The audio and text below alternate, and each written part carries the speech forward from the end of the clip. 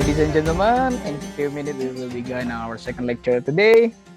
May we invite all of you guys to kindly take your seats in front of your screen and also turn on the camera, please. Bismillahirrahmanirrahim. Assalamualaikum warahmatullahi wabarakatuh. Innal hamdalillah nahmaduhu wa nasta'inu wa nastaghfiruh wa na'udzu billahi min syururi anfusina wa min sayyiati a'malina. May yahdihillahu fala mudhillalah wa may yudhlilhu fala hadiyalah. Asyhadu an la ilaha illallah wa asyhadu anna Muhammadan abduhu wa rasuluh. Alladzi la nabiyya wa la rasula ba'dah. Ladies and gentlemen, we do apologize as Prof. Manzarkaf for some reason cannot attend the lecture this night. His lecture will be tomorrow at 8 p.m. But today we have another special lecture from UK, Mr.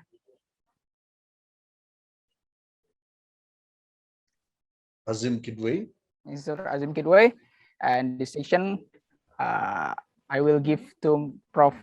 Irfan, and to Prof. Irfan, the time is yours. Okay, thank you. To lead this session.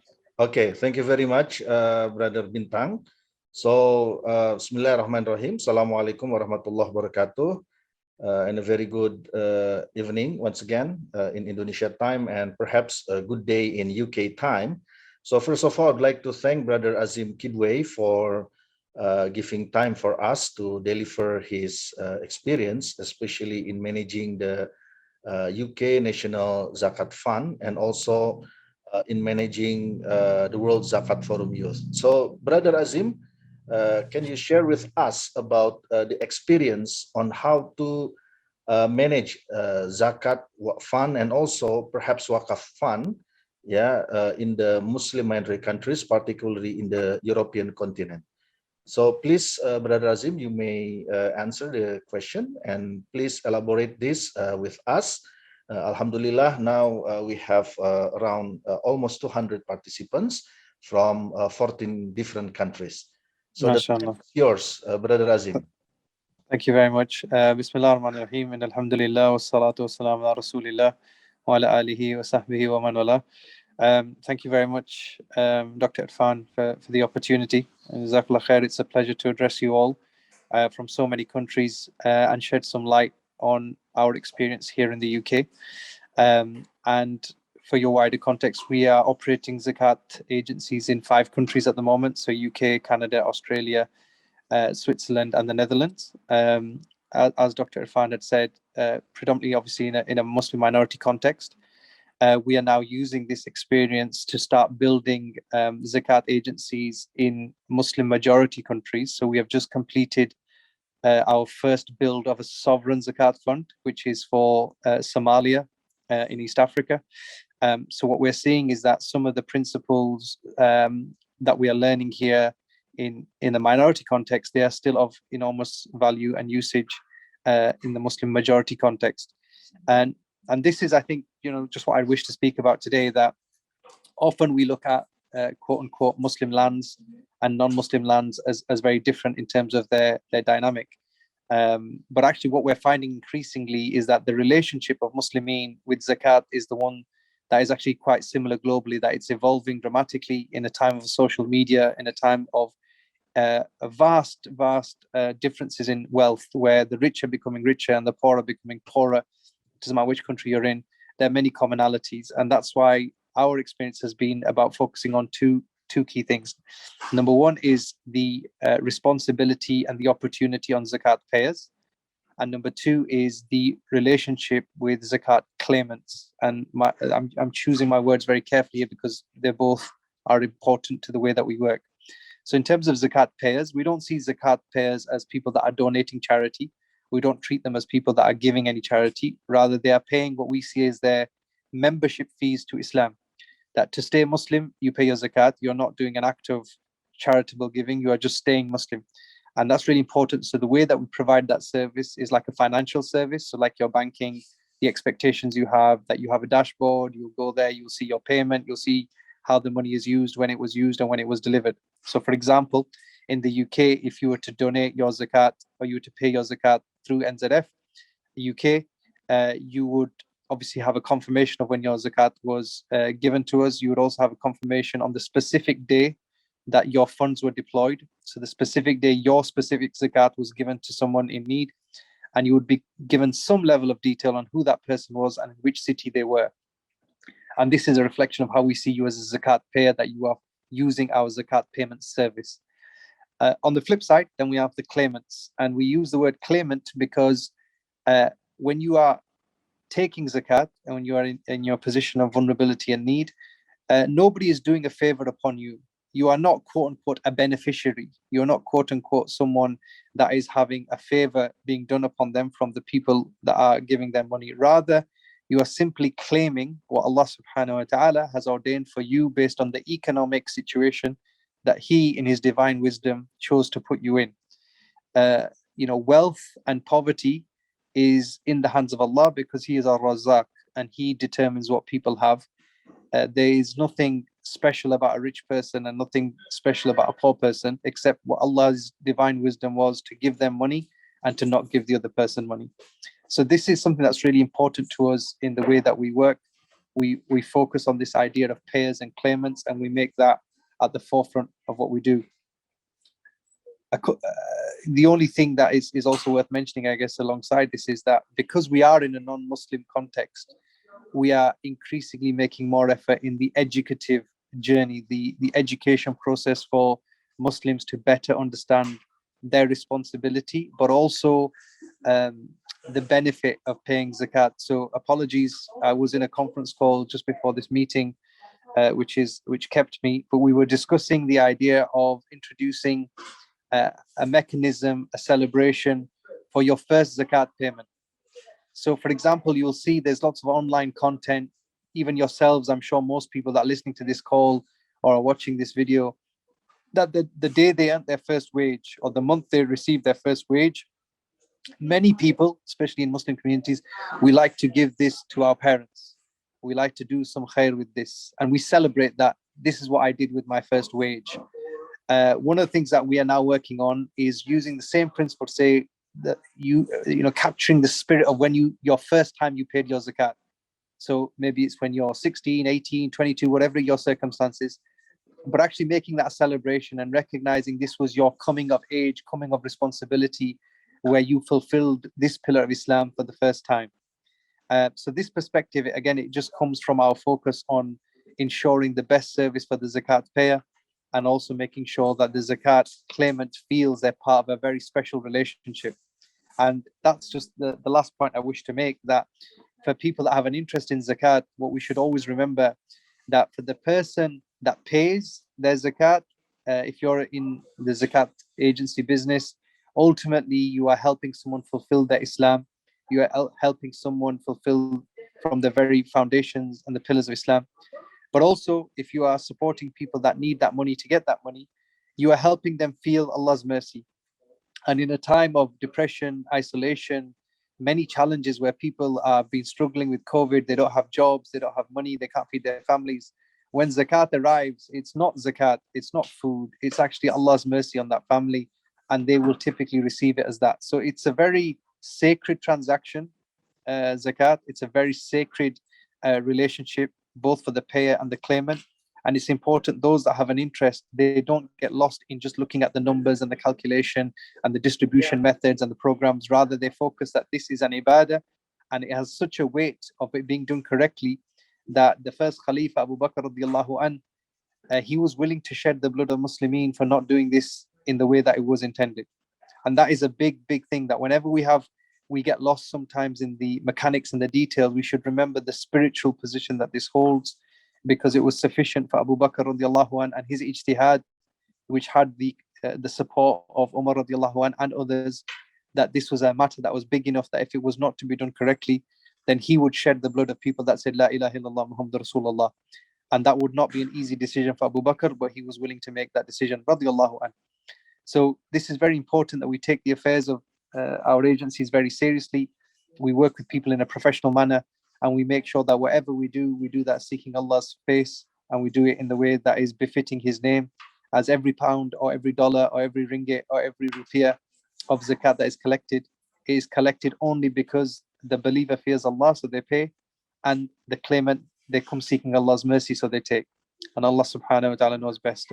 I'm open to take any questions or thoughts in that. I have another 10 minutes. And over to you, back to you guys.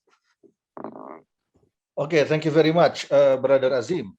Can you elaborate about the obstacles in developing this Zakat Fund? Because now, of course, if we look at now, the UK National Zakat Fund is the biggest in the United Kingdom. But of course, there are some obstacles that you may face. Can you just share with us the major challenges in developing this Zakat Fund, and also in getting the public trust, the trust from the Muslim community there? Because I believe it's not an easy thing to do that. Can you elaborate on this one also, brother?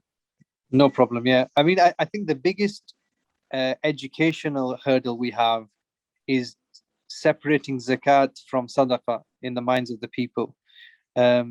So when you're living in a rich country like the UK, for example, we often feel that as a community anyway, and it's the same in Switzerland, Canada, Australia, and on all the countries that we're in, there is an emotional feeling that we should be exporting this zakat, that we should be spending our zakat in countries, in Muslim countries first and foremost, Muslim majority countries, but also where there is, major trial from a dunya perspective, like Palestine and Syria and Afghanistan, etc. So that's the fundamental, or the most significant obstacle that we have, is helping Muslims understand that zakat is not sadaqah. Zakat is not an emotional transaction. Rather, zakat is an obligation to Allah subhanahu wa ta'ala that has certain rules and has certain best practice. So just like, for example, when it comes to salah, we know there are certain rules for offering our salah. We know there are certain principles that guide the way that salah is done best. The zakah is no different. And that's why our biggest obstacle when you're in a wealthy country is allowing people to see that zakat belongs in the country that you are in, as opposed to being exported to other countries. However, at the same time, obviously, we as Muslimin that have means, we have a responsibility to our brothers and sisters in Africa, in Asia, in the Middle East.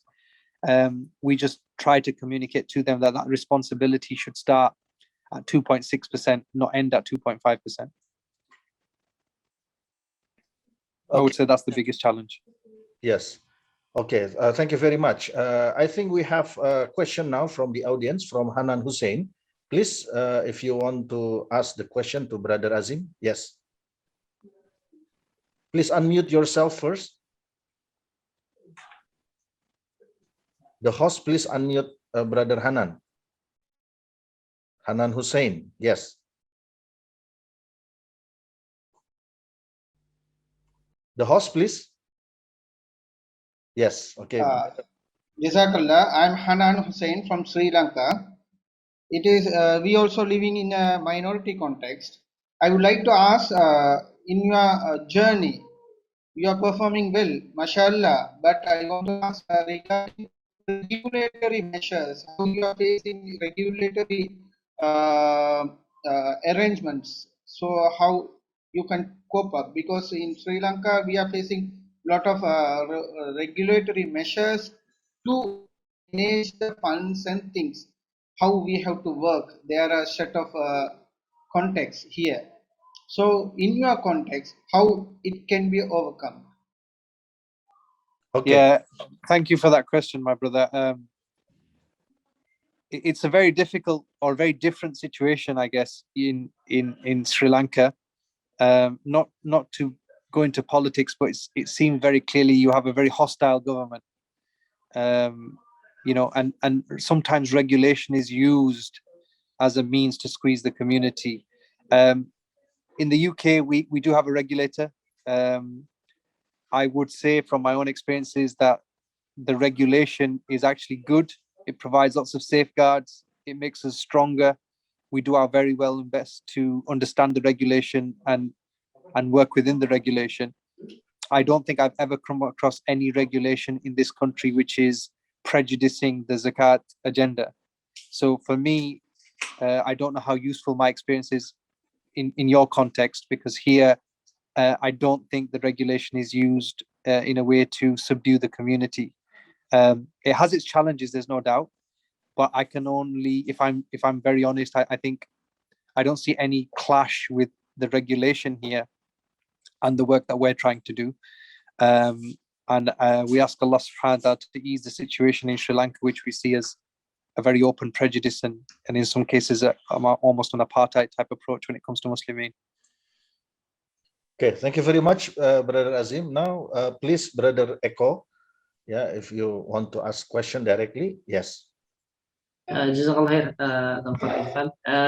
Very interesting. I'm Eko Saputra from Kidwai University, Indonesia. I'm curious about how to find mustahik, or we call asnaf, in developed countries like UK from you. Just like that. Thank you for the answer. Yeah, unfortunately, my brother, it's very easy. Unfortunately, there are many people here. Obviously, the country is wealthy. There's no doubt about that. And most people are living, in a way they don't need zakat. Most people. So in a population of 5 million, I would say at least 4.5 million, they don't need zakat. Rather, they should be paying zakat. However, there is a growing population that needs zakat. Obviously, you will understand as well, as a developed, wealthy nation, we also have a much bigger contingent here of refugees. So, for example, people that are flying in from, war-torn countries like Syria, Iraq, Yemen, now Afghanistan, and they need assistance. So here we have a system whereby when you arrive in this country, you are called an asylum seeker, which means that you don't have, for most people anyway, you don't have a status. So the time between you achieving refugee status and arriving may be, maybe a month, but maybe 10 years, unfortunately. So in that time, there's definitely a significant need. And what's important, and maybe colleagues in Indonesia, they would appreciate this, that while Muslimin don't fulfill that need, the church is very active to try and fulfill that need. So you see an effort for Christianization from the churches to participate in this. And that's why we feel it's very important that Zakat and Muslim agencies are able to respond when the people need their help, as opposed to leaving it to the fact that other people could fulfill that need. Okay, thank you, Brother Azim. Another question is related with the digitalization, in your organization. So can you just share with us about your experience in creating this or in introducing this digitalization in order to optimize the zakat collection, and distribution in the United Kingdom? Please, Brother Azim. Yes, thank you. I mean, for us, Dr. Irfan, it's to be fair, it's not really a digitization, because we are digitally native in the sense that we've not been around for a long time. So we've not had to change our processes to be digital, but rather, in the UK, we are 10 years old. In Canada, Australia, we are 7 years old. In Switzerland and the Netherlands, we are 2 years old. So we are essentially digitally native. Like our starting point was websites and digital payments. So maybe I'm not the best place to answer that question in terms of the digitization agenda, because our starting point was that and is that we don't operate offices where people come and give cash. We don't collect cattle, as you can imagine. None of the countries that we're in, we deal with that. Maybe I can give you some context from our experience in Somalia, where we've just designed the government's fund, and there we're looking at using smart payments, payments over cell phones, and it's quite surprising actually. East Africa is very digitally comfortable. It's very easy to move payments, but that's our only real experience in a context out of this, and there we will be facilitating people to make cash payments and recording them digitally, making cattle payments. For example, as you'll know, like you pay the zakat on camels in sheep, yeah, you don't pay it in camels. So, for example, we will be facilitating that through, smart payments where people will be able to, use their small holding and deliver. Use a calculator to determine how many sheep were due on their camels, and then be sent a location afterwards. Okay, thank you. We have some questions in the chat room. So from Sister Yekti Mahanani, she asked the question, does the management of zakat, infaq, and awqaf have an impact on the environment? Yeah, from your experience. Yeah, can you just elaborate on this matter? Yes. Sorry, can Yekti just explain, when you mean environment, you mean like the social environment or the physical environment? I think physical, maybe. Yeah, physical and social. Yeah. I guess from a Waqf perspective, yes. But it's very early days. Like I think I mentioned to Dr. Irfan before in a previous meeting, like Waqf is very new. Alhamdulillah, I think there's only maybe 5 or 6 Waqf operators in this country. The others, 3 of them will be private family offices. One of them is ourselves, and one of them is the University of Oxford.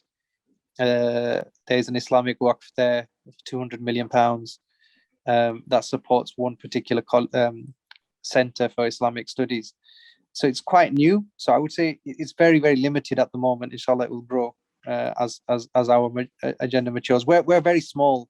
Like, we've had a lot of impact in the way zakat is managed, but ultimately, we collect £5-6 million,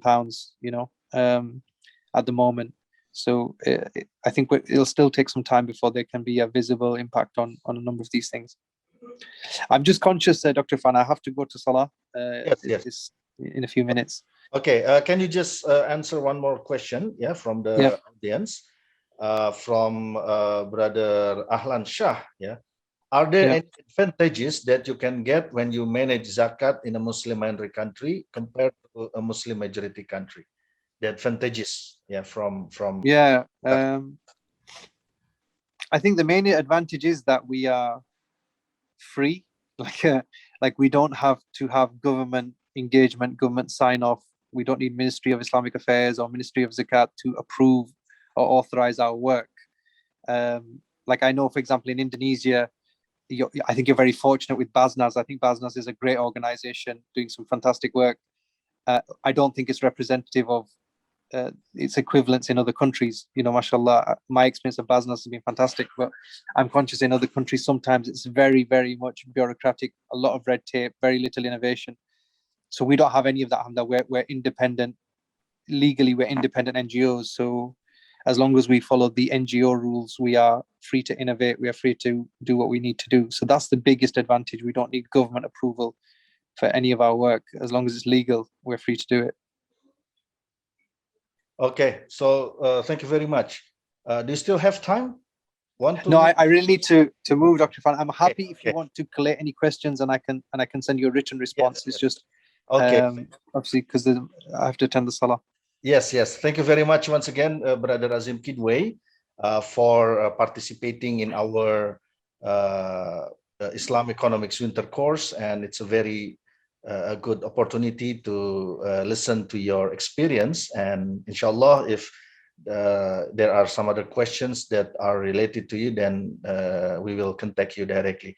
Once again, thank you very much, Brother Azim Kidwai, for your time. Maybe you want to have some closing statement?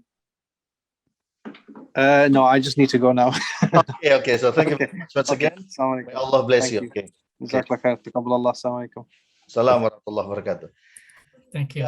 Thank you very much, brothers and sisters, for your kind attention, and apologize for this, switching the agenda. But inshallah, tomorrow we are going to attend the 3 sessions, with Professor Manzur Kaf. And since we still have time, so allow me with your permission, and I also have got permission from the committee that in this time, I would like to share with you about the current, the most updated issue in the World Zakat movement, which is the issuance of World Zakat Performance Indicator. So allow me, in this session, I would like to give you extra information, on how to develop or to know this World Zakat Performance Indicator, or WZPI, which has been developed by World Zakat Forum Research and Development. And Alhamdulillah, the head of this WZF Research and Development, Dr. Muhammad Hasbi Zainal, is also here with us. So I just make coordination with him. Inshallah, I will share with you about this. So the host, please allow me to share screen, and inshallah, the material for this will be distributed after this. So we are going to utilize half an hour, our time, to discuss about this World Zakat Performance Indicator. So, So hopefully you are not get bored with me, because for 2 consecutive days I met you here. Hopefully you are still with us. So the World Zakat Performance Indicator is something that we develop in order to increase the quality of global zakat movement, and it will be implemented in the World Zakat Forum. Although we are going to have a special session on this during the lecture given by Dr. Zainul Bahar Nur.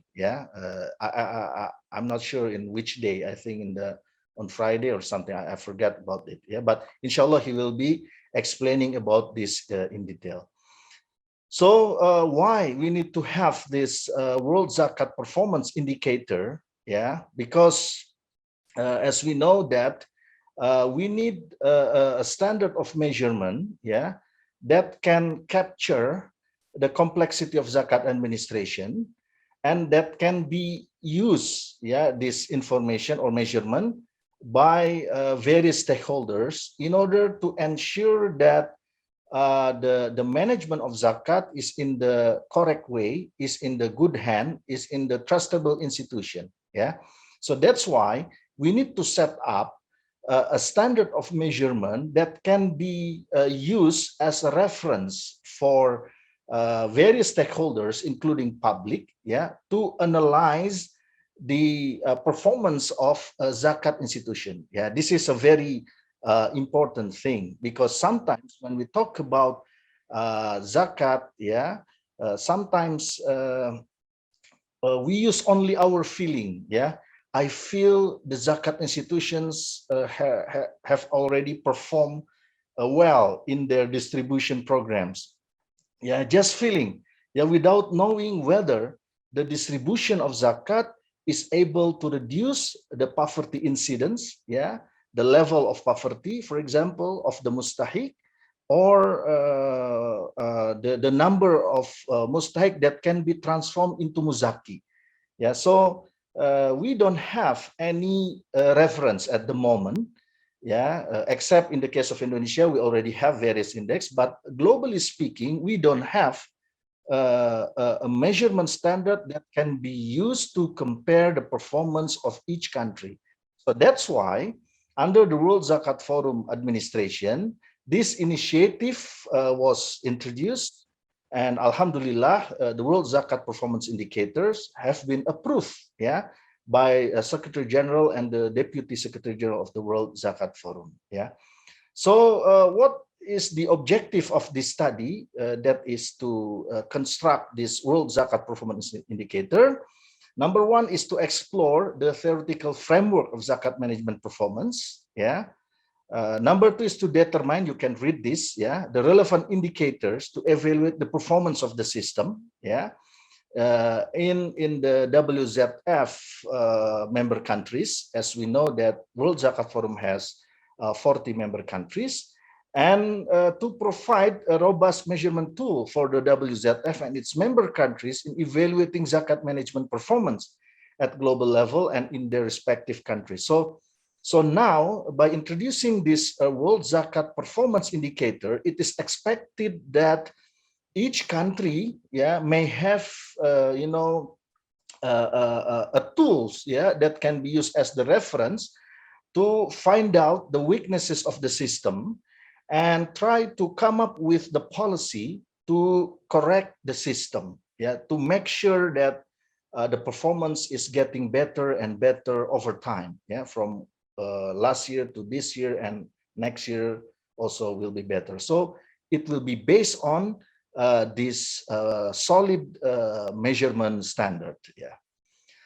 And if we look at the zakat measurement performance indicator, from the practical evidence, our major reference is zakat core principles, because as I have highlighted yesterday during my lecture, that zakat core principles is a document that is attempting to increase the quality of zakat system in one country.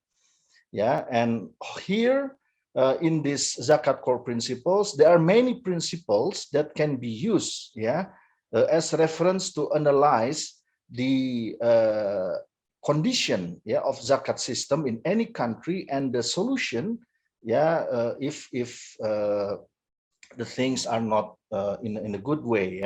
So there are many here, the standard that has been introduced in these core principles.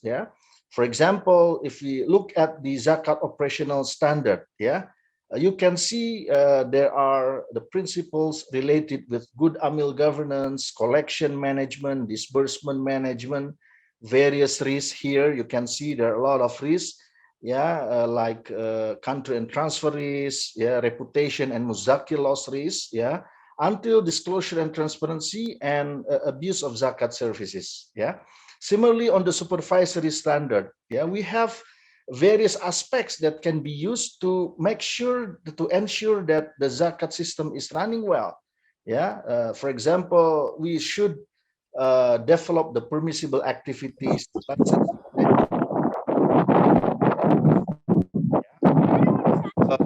This is from the practical evidence. And also some studies have been made, like here in the case of Malaysia, they have tried to come up with the zakat performance index. You can see the dimension discussed in this paper, and also the variables, variables measured. So you can see here. Another thing is result, the ZPI result, like this. This is the case of Malaysia, by taking the study at Lembaga Zakat Selangor and Negeri Sembilan. It's 2 states in Malaysia. Similarly, our National Board of Zakat has also introduced our own National Zakat Index, which cover 5 dimensions, 5 indicators like regulation, government budget, database management, and impact of zakat. And this is the implementation of National Zakat Index, which is very useful in helping us to identify relevant policies to increase the quality of zakat management in Indonesia. We also have in Basnas the Sharia Compliant Index as a measurement to make sure that zakat operation is always in line and comply with the Sharia principles, because zakat is religious tools. It is one of the pillars of Islam. And also the other index, the other index that has been developed. So the basic message here is there is a need for us to have a measurement standard that can help us in increasing the quality of zakat management. So what is the methodological approach in constructing this World Zakat Performance Indicator? We have combined the qualitative approach with the quantitative approach. And we have created this WZPI as a multi-stage weighted index, which means that this index, the World Zakat Performance Index, can also be divided into other index. So in other words, the components of World Zakat Performance Index can also be made as an index. So we can have a separate index, yeah. So this is the meaning of multi-stage weighted index. So what are the dimension variables of the World Zakat Performance Index? Yeah. So brothers and sisters, we have 5 dimensions, yeah, of this World Zakat Performance Index. Number 1 is the legal foundation. Yeah. Number 2 is the zakat supervision. Yeah. Number 3 is zakat disbursement. Number 4 is zakat collection, and number 5 is zakat reporting. So these 5 dimensions are the basic components of the World Zakat Performance Index. In the legal foundation, we measure the general framework, yeah, of the system, and then the permissible activities, yeah, and also licensing criteria. Permissible activities, for example, what can be done and cannot be done, yeah. In terms of collection, what can be done and what cannot be done. In terms of distribution as well, yeah. So there has to be incorporated in the legal system. And if you don't have specific Zakat Act, then you can find the nearest laws and regulation. Like in the UK context, for example, they are, complying with the nearest regulation is on the Foundation Act, and then the Charity Act, because in the UK they have Charity Commission that will supervise all charity organizations. So UK National Zakat Foundation actually is part of, they have to follow the Charity Act, yeah. So this is the legal foundation. And then regarding the supervision, what are the variables observed in this dimension? We observe about the supervisory approach, supervisory techniques and tools, and supervisory reporting. Yeah, while on the third dimension, which is related with zakat disbursement, we analyze the variables like disbursement mechanism, allocation to collection ratio. What is it?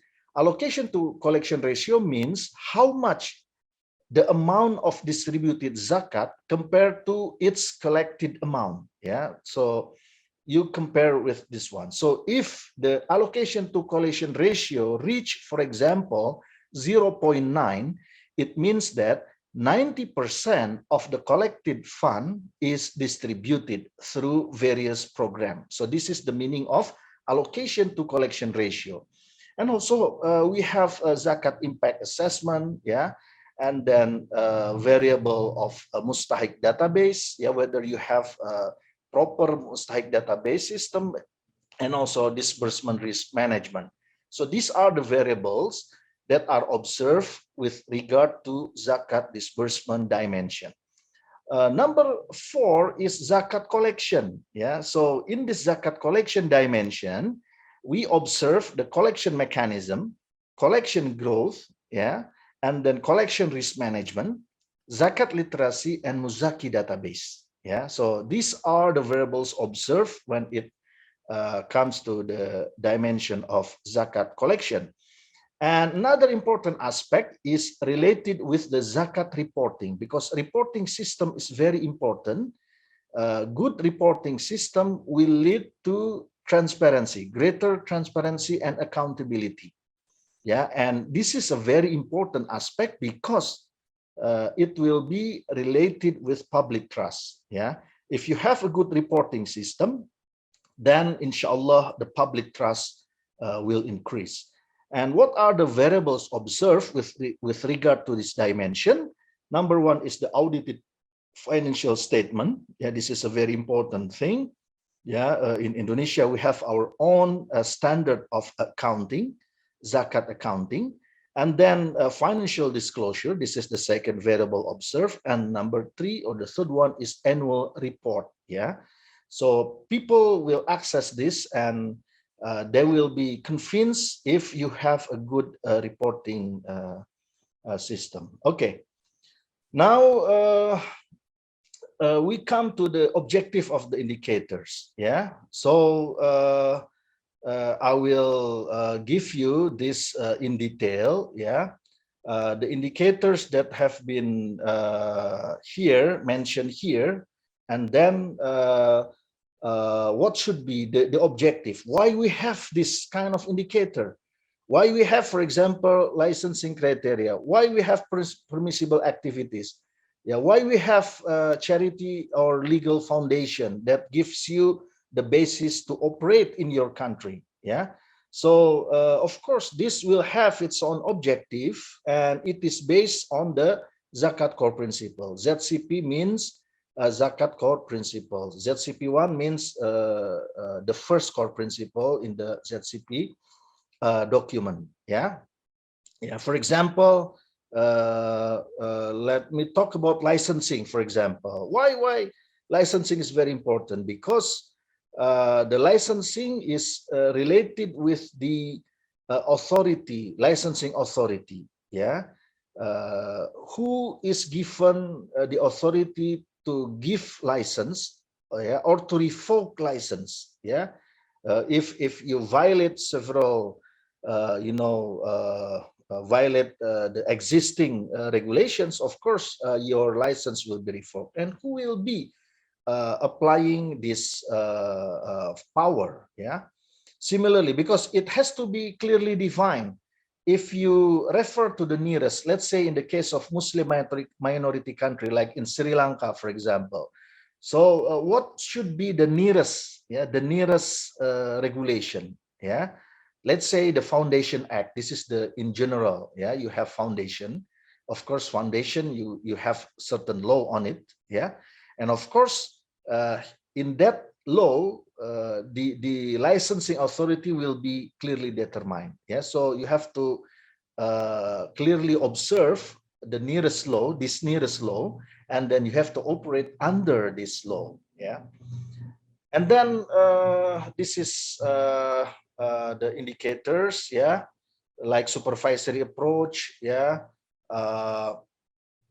What should be why we use this one, because we need to know about whether the supervisor of zakat has a supervision scheme, yeah, on integrated basis covering all aspects of the zakat collection and disbursement. Similarly, why we need to have audited financial statement, yeah, because it's very important for us. Yeah, and of course the collection and distribution of zakat must be clearly recorded and reported. Yeah, and it has to be at the end of the day audited, yeah, by the auditors, of course. Yeah. Okay, so this is the objective. Yeah, why we have these indicators, and inshallah the paper will be distributed to you, and also the book of World Zakat Performance Index can also be downloaded. Yeah, it can also be downloaded in our World Zakat Forum website. Yeah, you just type World Zakat Performance Index, and then you will be getting the book. Or later the committee will be distributing this one. Yeah. Yeah. Similarly, with the zakat literacy, for example, it identifies the understanding level of community towards zakat knowledge.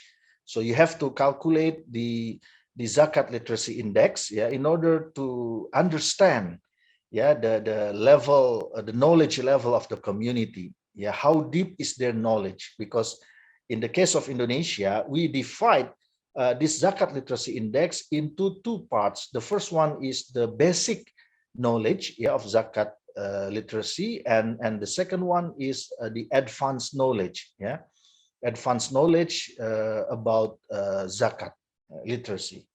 Yeah, so this is I think these are the objective. Yeah, and then I would like to further touch the issue of assessment and criteria. Yeah, so how do we measure this one? Yeah, how do we measure?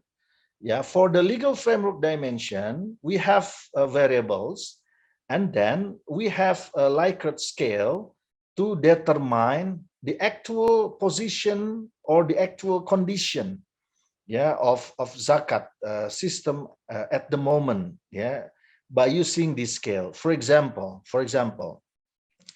in the legal framework dimension, we have a variable that is talking about the presence of a legal framework for zakat or charity organization. So what is the current condition, yeah, that is faced by WZF member country? So whether the country, yeah, the state or religious council or local community has a legal framework for zakat or charity supervision or not. If they have this one, then we can put it under a score of 5. Yeah.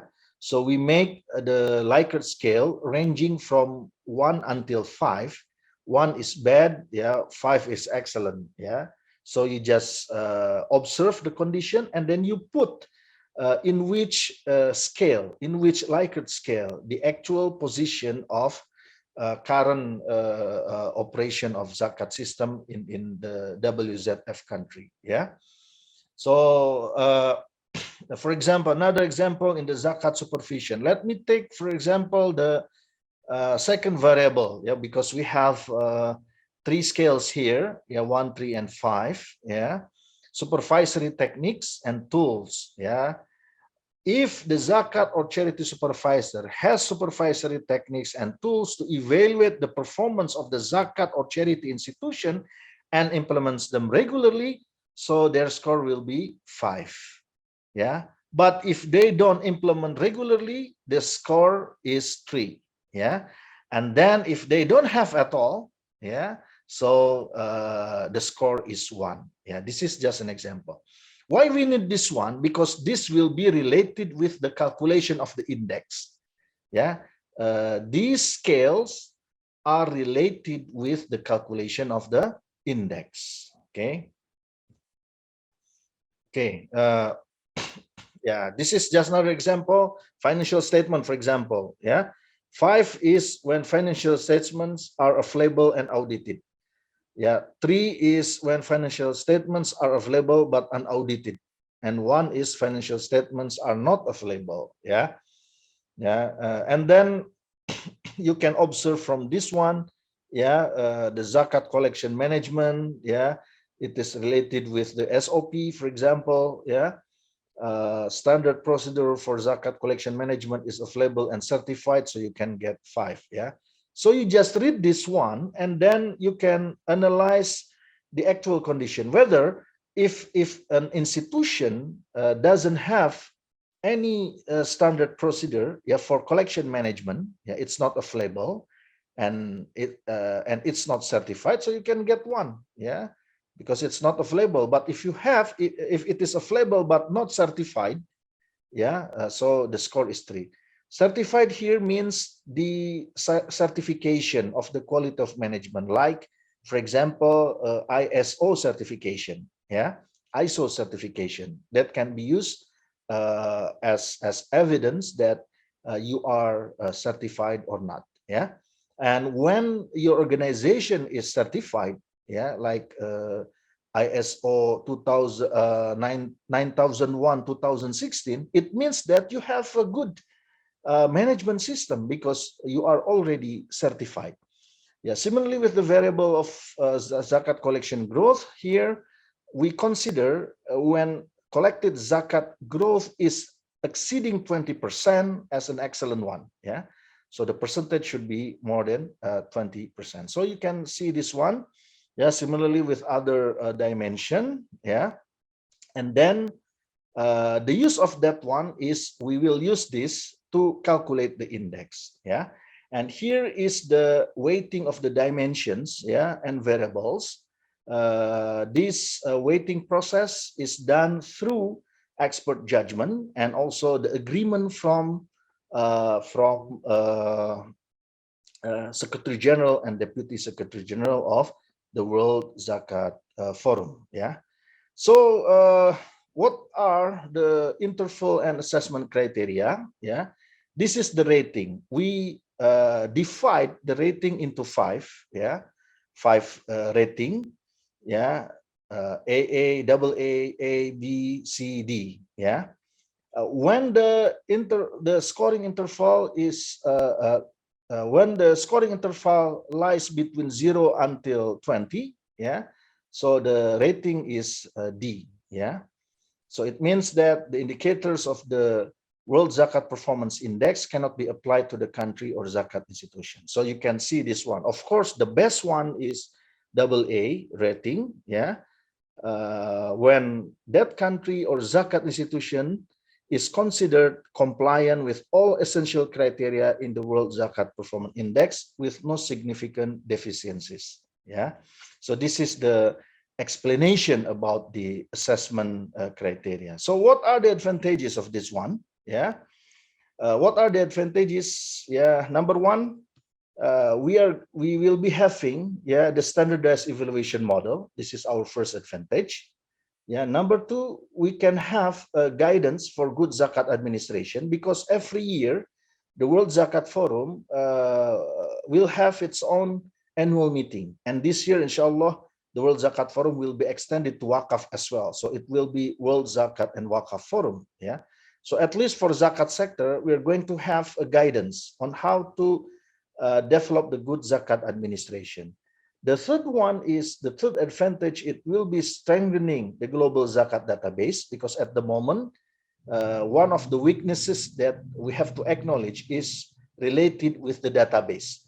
You don't have a database system that can be compared from one country to other country. So that's why we come up with this idea of introduction of World Zakat Performance Index in order to provide a better database of global zakat system. And the fourth advantage with the implementation of this WZPI is related with the effort to strengthen the performance of zakat management under the World Zakat Forum. This is the most updated issue, yeah, and hopefully this will give you more knowledge about what has happened, yeah, in this global zakat movement under the World Zakat Forum institutions. Yeah, so Alhamdulillah, we have taken 20 minutes to discuss about this. And if you have maybe 1, 2, or 3 questions, yeah, related with the World Zakat Performance Index, you can please, if you have a question. So maybe Brother MC, yeah, you can lead the Q&A session, if any. Thank you very much. And once again, apologize for the inconvenience caused in the change in this changing agenda. Yeah, this is part of the risk mitigation in make sure that all of the events can be beneficial ones. Yeah. So thank you very much. Yeah. Okay, thank you very much, Mr. Irfan Syauqi Beik. As this is about World Zakat Forum. To participant want to ask about the zakat, you can drop the question to chat forum, or you can raise in the future. Okay, this one question from Syarah Syahira Muhammad Yusuf. Assalamualaikum, Prof. Very good deliberation. Just wondering if the same performance indicator can be applied for wakaf sector? Yeah. Of course, it can be applied, but of course with cautions. Yeah, it can be applied with cautions. It means that because the two, although are similar and are in the social sector, yeah, but in wakaf, of course, there are, you know, other aspects that need to be considered. Yeah, but as the basis of reference, yes, we can use this one. Yeah, but of course, when it comes to wakaf, other things need to be considered. For example, in zakat, if we look at the very basic operation of zakat, you collect the fund and then you distribute the fund. Yeah, and then 1/8 of this collected fund will be allocated for amil. Yeah, as right of amil. That is the simple operation. But in wakaf, When you have to look at from the collection side the types of wakaf asset. It can be cash wakaf, it can be fixed asset, and the method of you can say collection of cash wakaf and also fixed asset wakaf. Of course, this will be different. Yeah, and when you collect cash wakaf, for example, yeah, you cannot simply distribute it. Yeah, because you have to maintain the cash wakaf itself. Yeah, so what we need to do, we have to invest. Yeah, so these processes must be captured in the index. Yeah, that's why there should be, although we are in the same Islamic social finance instrument, yeah, zakat and wakaf, but of course in wakaf, it is a bit more complex compared to zakat, because you cannot take the right of nazir directly from the collected cash wakaf. You have to invest first, and you got the return, and out of that return, then you can have the right of nazir. Yeah, for example, in the case of Indonesia, maximum is 10% from the return of the investment on cash wakaf. Yeah, so this kind of unique feature of wakaf should be incorporated in the index. Thank you. Hopefully this answers your question.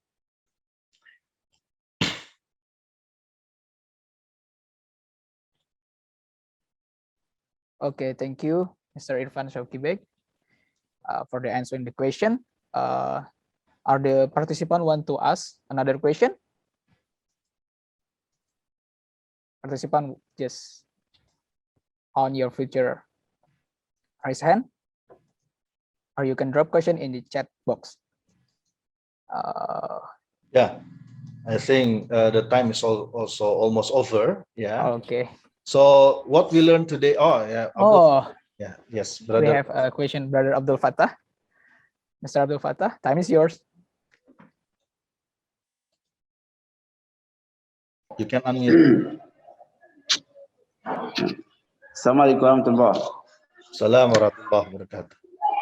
I want to thank and appreciate the doctor for that insightful lecture that he has delivered. On the issue of investment as regards zakat and waqf, can we make investment on both at the same time if we receive zakat and we receive waqf? If we are unable to have in our midst a kind of management body that can see to zakat separately from waqf? You mean, if I'm not mistaken, so what do you mean? You mean the separation of zakat and waqaf will lead to different assessment? Yes, sir. Okay, yeah. If let's say an organization collect both, you mean, yeah. At the same time, he's also collecting zakat and also waqaf, yeah. So let me answer you in two scenario. The first scenario is, of course, when you perform different function. Let's say your organization of zakat, you are not allowed to collect waqaf. Of course, the rules will apply to each sector. For example, the zakat rules will be applied to zakat organization, and waqaf rules will be applied to waqaf organization. But if an organization is given license or is given authority to collect both zakat and waqaf, of course, you cannot. You have to clearly differentiate between the use of zakat and the use of waqaf. Yeah, because zakat and waqaf, they have different foundation of fiqh. Yeah, that has to be followed, and also different assessment, and also different approach, although the two can be combined.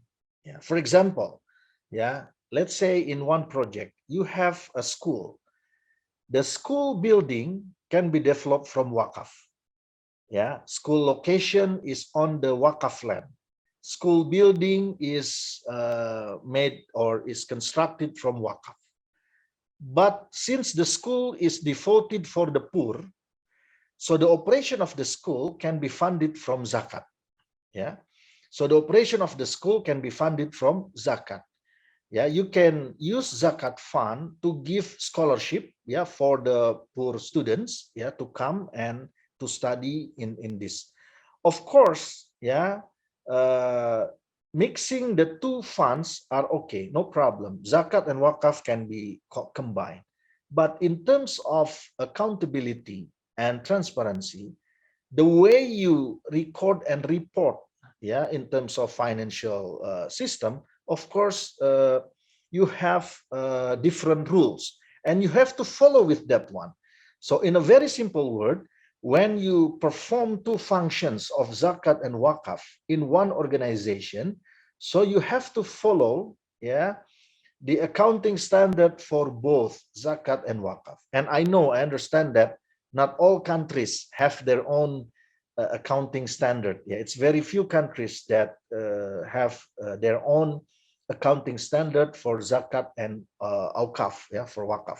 So in this case, you have to use the two. Yeah, you have to use the two. You have to carefully, record everything, yeah, and report everything based on the prevailing accounting standard. But in reality, the two can be combined. And I believe some countries also have adopted this style, like my colleague from Nigeria. Yeah, we have Brother Lawal Maidoki, the chairman of Sokoto Zakat and Awqaf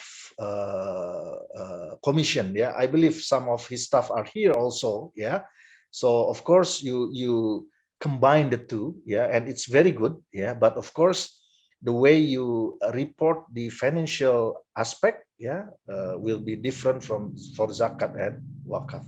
Thank you very much.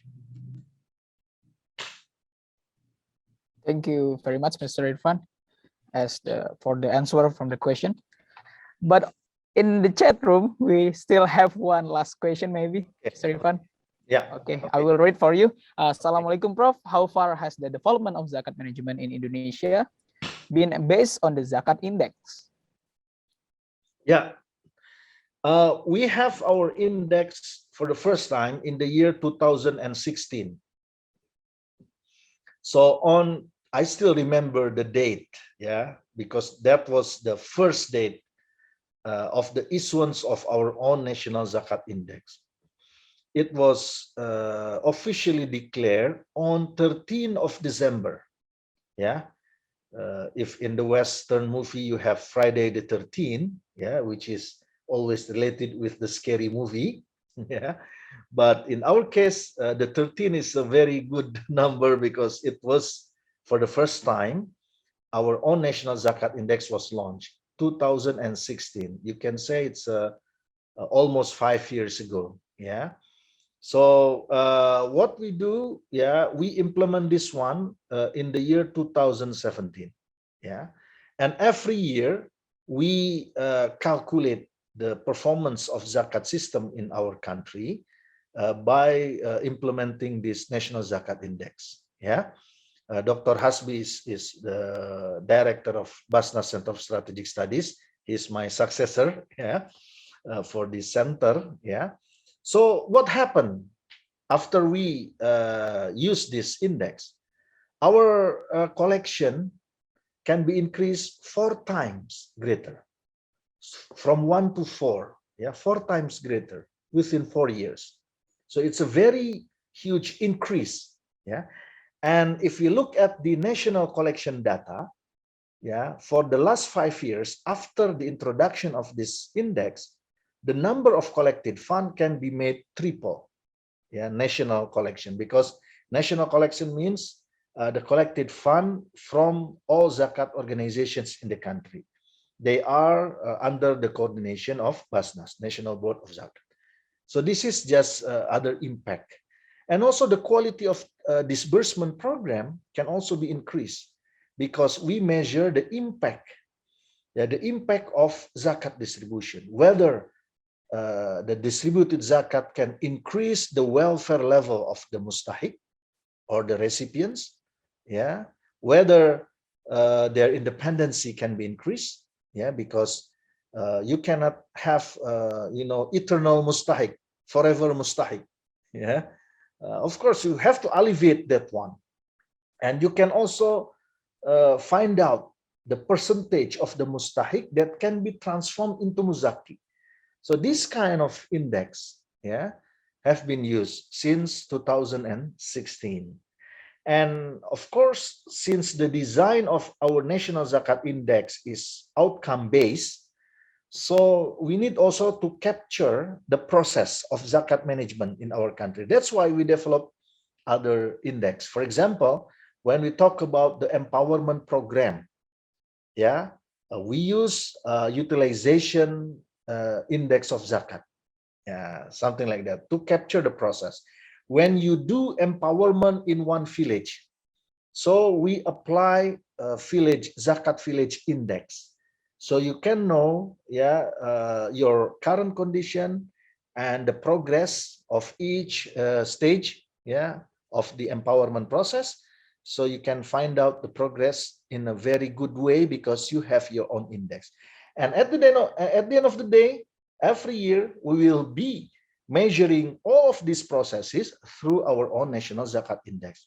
That's why, based on our experience, we propose to the World Zakat Forum leaders, yeah, to try to have a similar approach, yeah, by having and by introducing certain measurement standard. That's why we come up with this World Zakat Performance Index.